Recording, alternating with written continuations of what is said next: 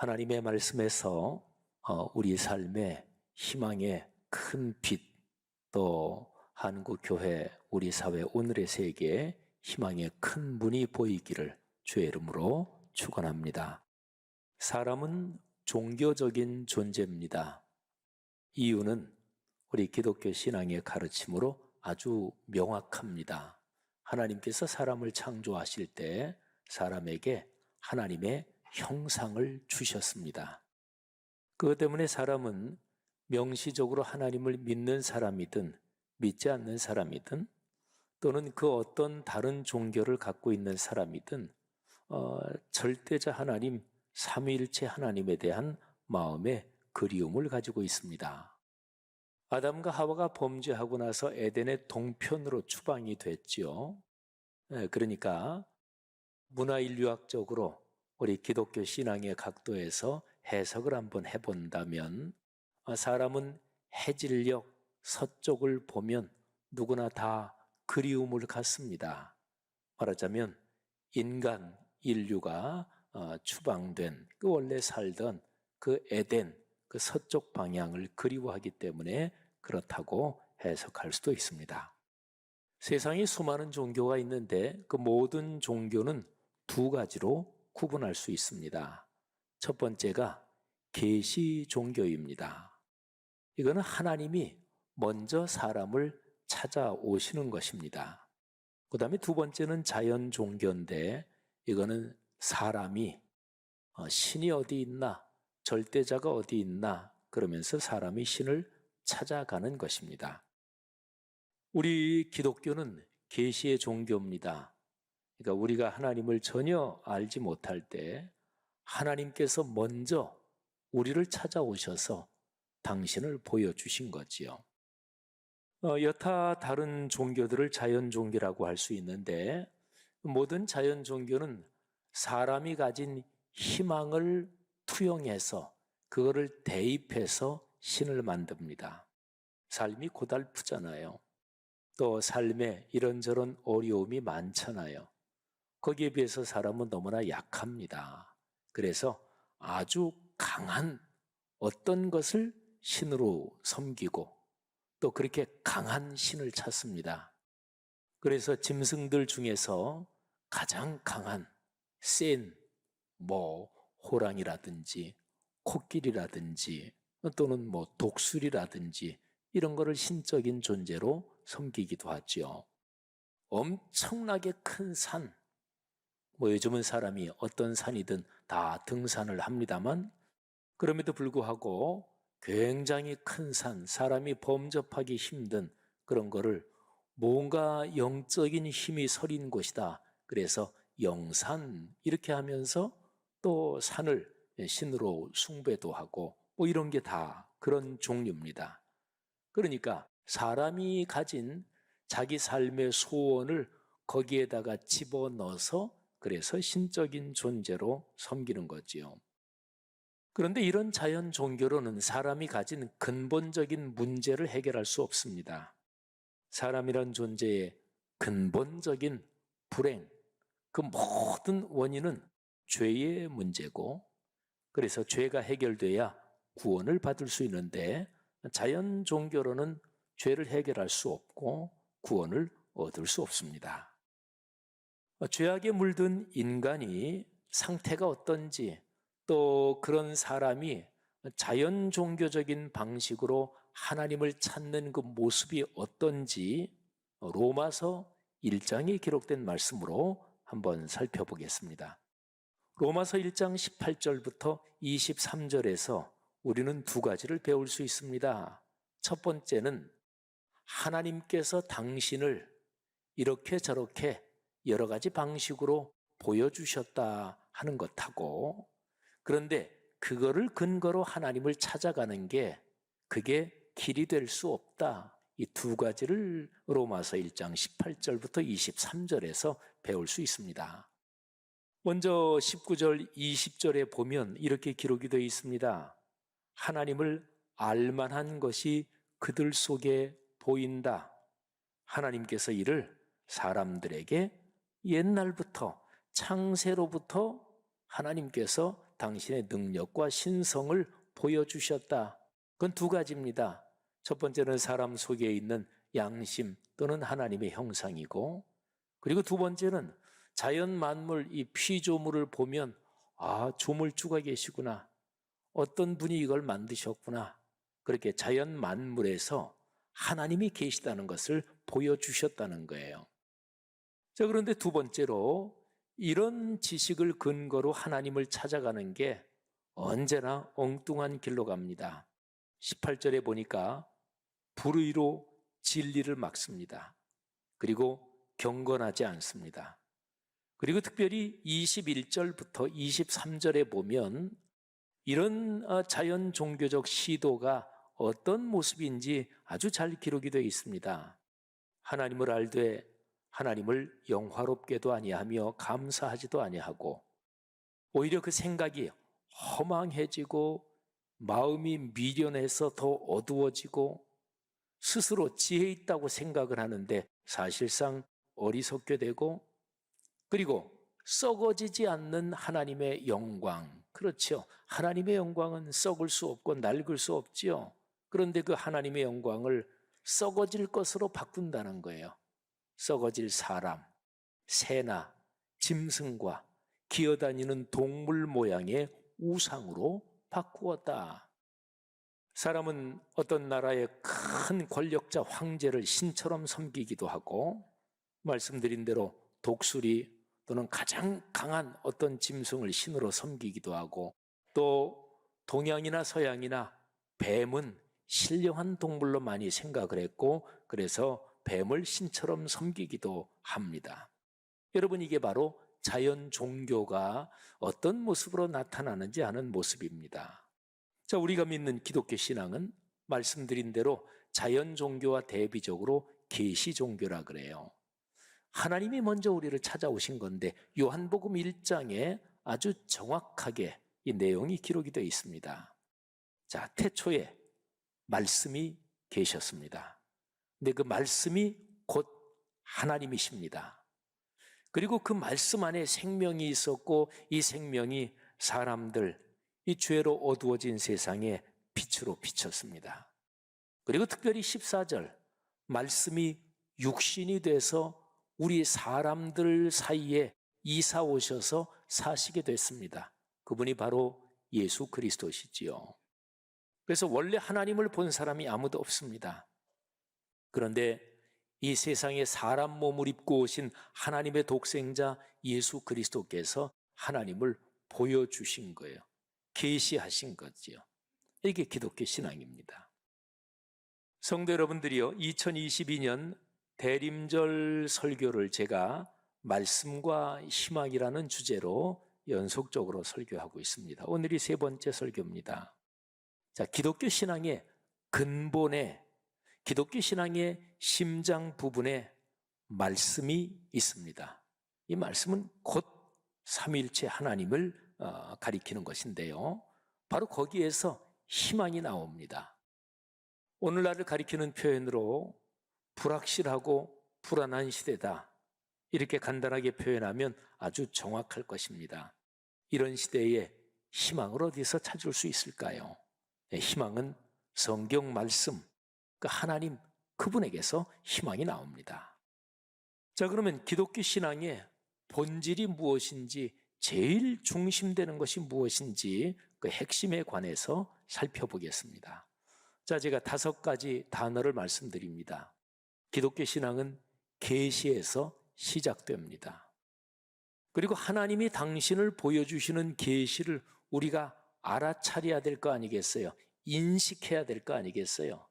인식이 참 중요하지요. 그런데 어떤 경로를 통해서, 무엇을 통해서 인식하게 될까요? 그거는 바로 말씀을 통해서입니다. 이 말씀을 좀 더 구체적으로, 말씀을 좀 더 구체적으로 얘기하면 무엇이 됩니까? 그러면 그게 바로 66권 성경, 이 66권 성경을 통해서 하나님께서는 당신을 우리에게 계시하십니다.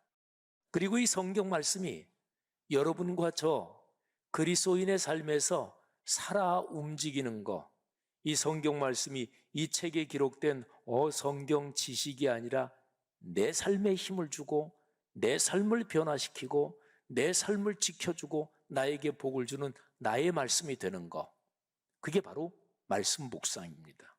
자, 제가 성경을 지금 이렇게 들고 있는데 제 팔 하나 길이만큼 이 성경책이 제 몸에서 떨어져 있지요, 지금. 그러면 제 몸은 제 삶의 실제적인 현장이라고 생각을 하고, 그러면 이 성경책 이 내용이 제 실제적인 삶의 현장에서 팔 하나 길이만큼 떨어져 있습니다. 이 성경에 있는 내용이 과연 제 삶의 힘이 될까요? 어려울 때 하나님께서 우리를 지키신다, 진짜 하나님이 이 성경 말씀대로 제 삶을 지키실까요?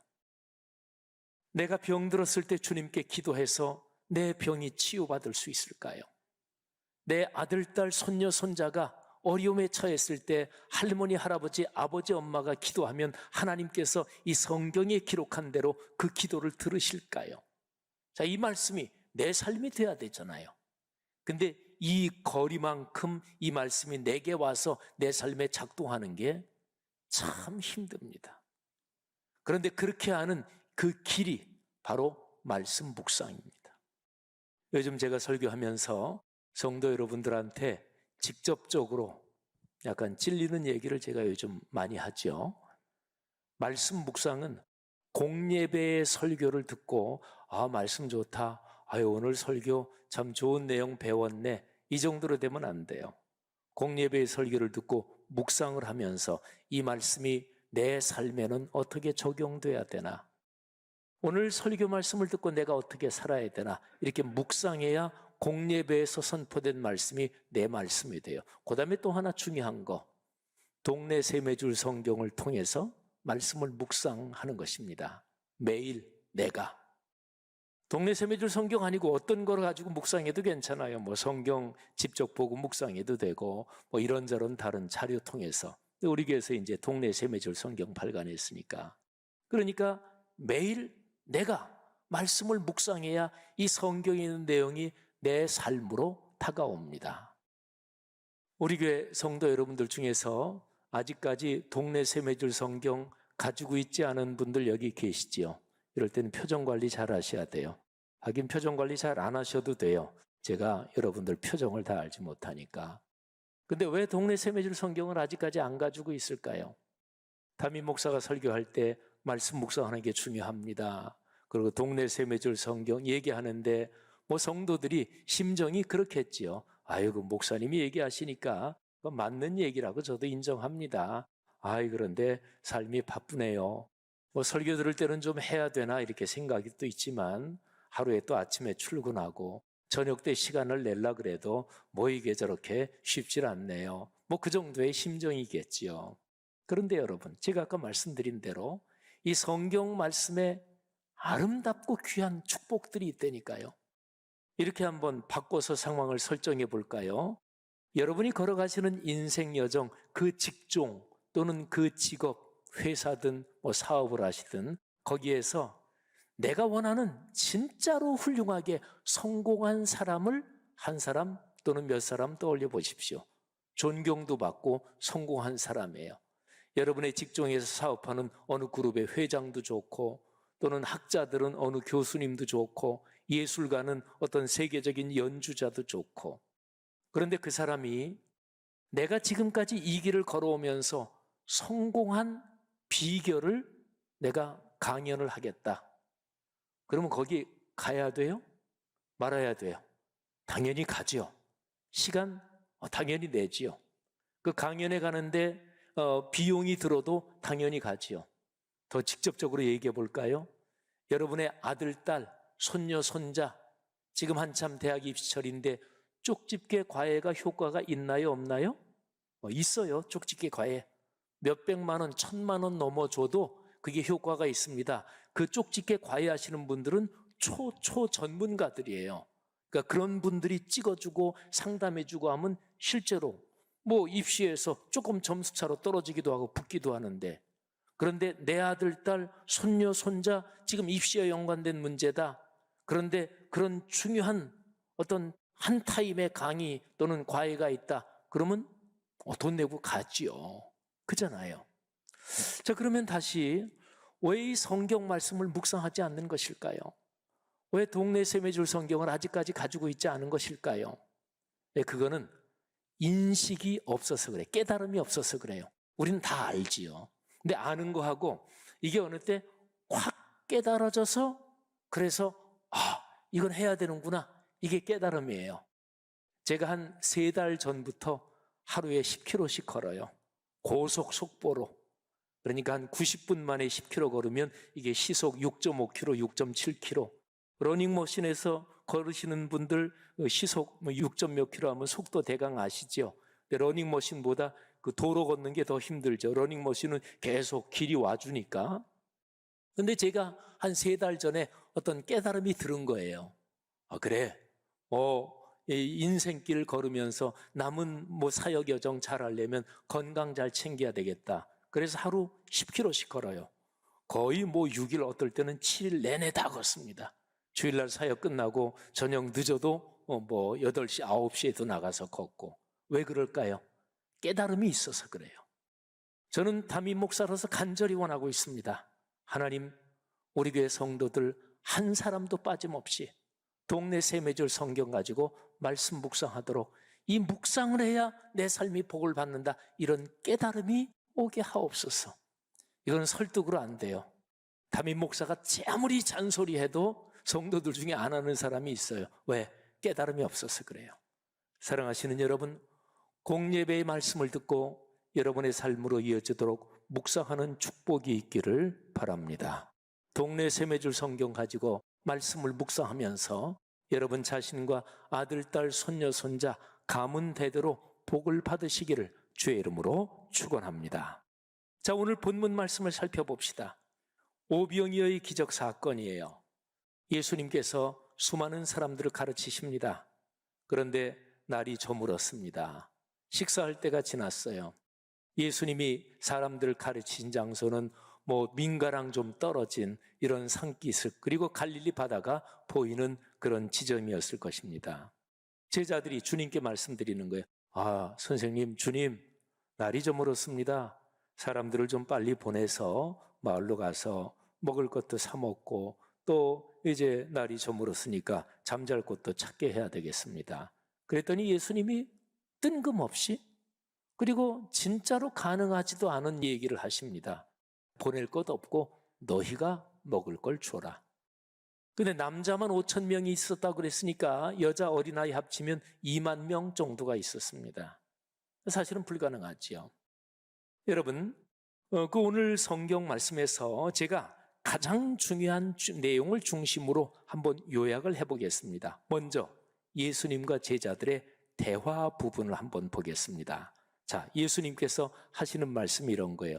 너희가 먹을 것을 주라. 그러니까 성경에 나오는 내용 그대로 예수님이 하신 말씀이 이거예요. 너희가 먹을 것을 주라. 자, 제자들이 얘기합니다. 우리에게는 떡 5개, 물고기 2마리밖에 없습니다. 이 많은 사람들을 위해서 음식을 산다면 모를까? 불가능합니다. 근데 성경에 나온 표현 그대로 요약하면 우리에게 이것밖에 없으니 할 수 없사옵나이다.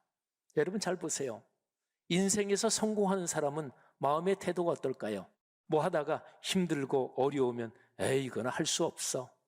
쉽게 포기하는 사람, 그런 사람이 성공하나요? 절대로 아니겠죠. 그건 예수 믿거나 안 믿거나 상관없어요. 예수 믿어도 쉽게 포기하는 사람은 절대로 성공하지 못합니다. 하나님은 요술지팡이가 절대로 아닙니다. 그러니까 성공하는 사람은 예수 믿거나 안 믿거나 내가 어떤 의미 있는 일을 하는데 잘 안 돼. 그러면 어떻게 하면 될까? 방법이 있을 거야. 아니야, 어떻게 하든 이거를 돌파해야지. 할 수 있어. 이런 사람이 성공하잖아요. 그러니까 실패하는 사람의 심리 상태는 오늘 제자들하고 똑같은 거예요. 내게 있는 거를 적다고 생각하고, 그리고 자신을 비하하고 자신의 능력을 낮춰보는 거예요. 우리에게 이것밖에 없으니 그래서 할 수 없다, 이런 거죠. 자, 이 상황 속에서 예수님께서 행동하시기 시작합니다. 자, 예수님의 행동과 그 결과를 한번 볼까요? 제가 성경에 있는 대로 그 표현을 그대로 예수님이 활동하시고 적극적으로 행동하시는 거기에 초점을 맞춰서 제가 요약을 해봤어요. 예수께서 가지사, 그러니까 떡 5개 물고기 2마리, 제자들이 생각하기를 이것 가지고 누구 코에 붙이겠습니까? 뭐 이 정도 되는, 예수께서 가지사 축사하시고 하나님께 감사 기도 드리시고 떼어 제자들에게 주어 제자들이 사람들에게 주게 하시니 먹고 다 배불렀더라. 여러분, 예수님의 행동이에요. 예수께서, 누가요? 다른 사람 말고 예수께서 가지사 축사하시고 떼어 주어 주게 하시니, 그랬더니 결과가 먹고 다 배불렀더라. 그리고 그 외에 남은 조각이 12바구니였습니다. 여러분 한번 생각해 보세요. 제자들은 이것밖에 없어서 할 수 없습니다 그랬는데 그들에게 그것밖에 없었을까요? 아닙니다. 그들은 그들과 함께 있는, 그들이 갖고 있는 무지무지하게 보배로운, 무지무지하게 큰 능력을 놓치고 있었습니다. 예수님께서 그들과 함께 계시잖아요. 갈릴리 바다, 폭풍이 있는 갈릴리 바다를 건너는 그 성경에 그 내용이 나오지요. 그때 제자들은 죽을 것처럼 그냥 힘들었고, 그리고 다 죽는다고 생각했습니다. 그런데 배 안에 예수 그리스도께서 계셨습니다. 여러분, 여러분이 가진 것, 이게 마음이 자꾸만 좁아지면 이것밖에 없다 이렇게 생각하게 돼요. 근데 가만히 생각하면 가진 게 있습니다. 아직까지 가진 게 있습니다. 저 유명한 이순신 장군이 신에게는 아직 12척이 있습니다. 12척 밖에 없습니다. 이거 가지고는 싸울 수 없습니다. 보통 사람은 그렇게 생각할 거 아니겠어요? 근데 신에게는 아직 12척이 남아 있습니다. 제자들은 이것밖에 없어서 못합니다. 그런데 그들은 가진 것이 바로 예수 그리스도가 그들과 함께 있었습니다. 다 더 중요한 것, 제가 이 말씀을 묵상하면서 크게 감동을 받은 게 이건데, 제자들이 뭐를 가졌냐면 주님께서 주신 말씀을 가지고 있었습니다. 정확하게 제자들의 구체적인 그 상황에서 주님께서 말씀하셨습니다. 너희가 먹을 것을 주라. 요 구체적인 요 표현은 예수님께서 제자들에게 주신 말씀이죠. 자, 이렇게 한번 표현해 볼까요? 주님께서 말씀하셨습니다. 빛이 있으라. 그랬더니 빛이 생겼습니다. 천지 창조의 제일 첫 번째 날 얘기입니다.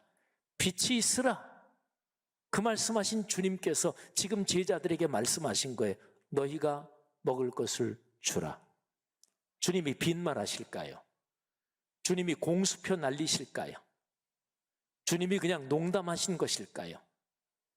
여러분, 어떤 중요한 자리에 있는 사람이 한마디를 하면 그러면 다른 사람들은 그 사람 말을 믿습니다. 주님께서 말씀하신 거예요. 너희가 먹을 것을 주라. 주님께서 주신 말씀이 있잖아요. 사랑하신 여러분, 여러분의 삶은 어떠십니까?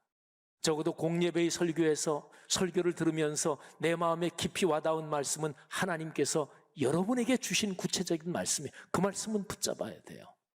내가 동네 세매줄 성경으로 말씀을 묵상하면서 거기에서 내게 다가온 말씀은 바로 그 구체적인 내 삶의 상황에서 하나님이 내게 주신 말씀이에요. 그거는 붙잡아야 돼요.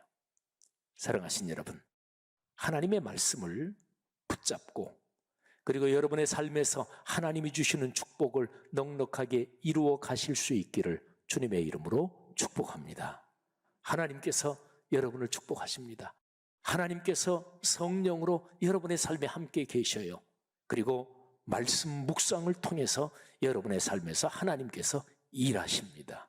예수 그리스도께서 지금 오병이어의 기적 상황에서 떡 5개 물고기 2마리 아무것도 아닌 그거를 받으시고 하늘 아버지께 감사기도 올리시고 떼어 나눠주시면서 모든 사람이 먹고 배부르고 12광주리가 남은 것처럼 여러분의 삶을 그렇게 축복하실 것을 믿으시기를 바랍니다.